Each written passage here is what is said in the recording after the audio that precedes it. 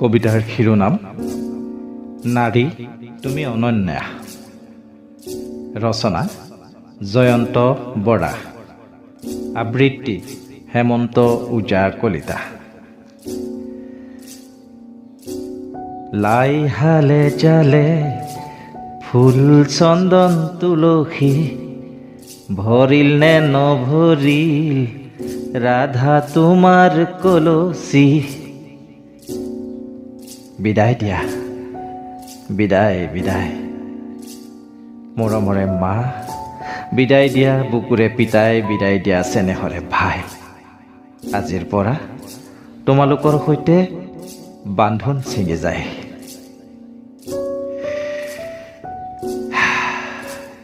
এয়াই প্ৰকৃতিৰ নিয়ম।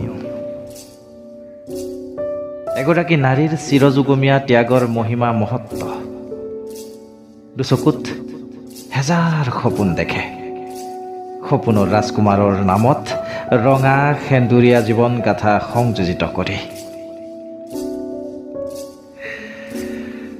ৰঙা সেন্দুৰৰ মৰ্যাদা ৰক্ষা কৰি, বংশ মৰ্যাদাৰ মান সদায় উজ্জীৱিত কৰি, নীৰৱে সহ্য কৰে জীৱন পৰিক্ৰমাত অলেখ যাতনা।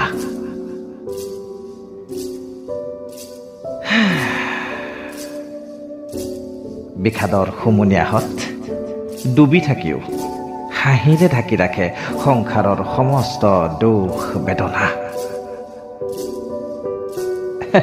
ভগৱানৰ অপূৰ্ব সৃষ্টিত আপুনি পুৰুষ, কিন্তু আপুনি পাৰিবনে আপোনজনৰ পৰা আঁতৰি এই জ্বলন্ত উদাহৰণক আঁকোৱালি ল'বলৈ?